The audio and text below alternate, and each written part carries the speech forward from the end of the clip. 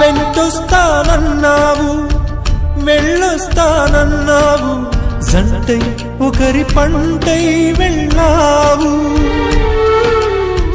కరుణిస్తానన్నావు, వరమిస్తానన్నావు, కరువై మెడకూరివైపోయావు. దేవతలోను ద్రోహం ఉందని తేలిపావు, దీపం కూడా దహిస్తుందని తేల్చావు.